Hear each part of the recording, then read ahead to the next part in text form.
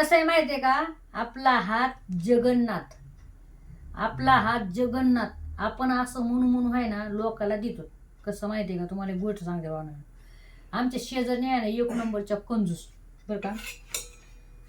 बाई तुम्ही किती छान करतात बाई, तुमच्या हातची भाजी लयच भारी होती, असं गुलू गुलू. तुम्हाला एक गोष्ट सांगते, तुमची जर शेजारी अशी असली ना, ती तुम्हाला जर म्हणत असली ना असं, बाई तुम्ही किती छान भाजी करतात बाई, तुमच्या हाताला लय चव आहे, तर ध्यानात ठेवा ती तुम्हाला हरभऱ्याच्या झाडू चढवते काय, आणि तुमच्याकडून गुलून गुलून खाते.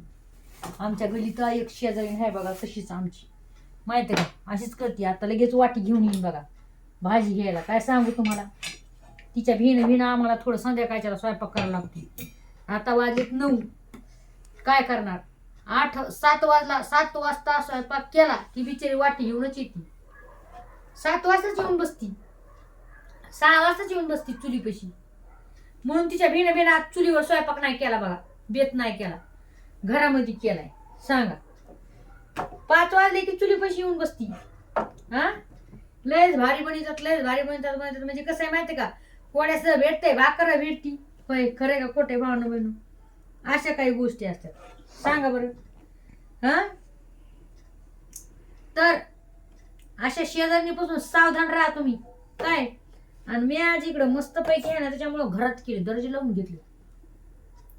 मला तिकडच खप आली बी तर म्हणे दुपारची डाळ दाखवीन, म्हणे बाई डाळ आहे दुपारची. होय खरे खोटे त्याचं काय देणार नाहीत. हा आणि आपलं गुलून गुलून खात्यान.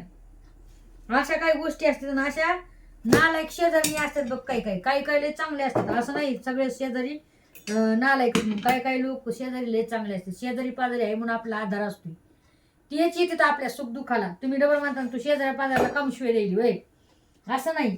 शेजारी पाजारीच सगळ्यात पहिले येतात. खरे का खोटे भावना बनून तेच साथ देत असतात.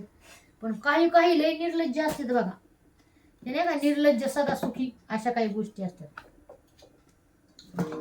काय सांगा तुम्हाला, तुमची पण शेजारी नाही काय अशी एखादी, मला कमेंट करून सांग.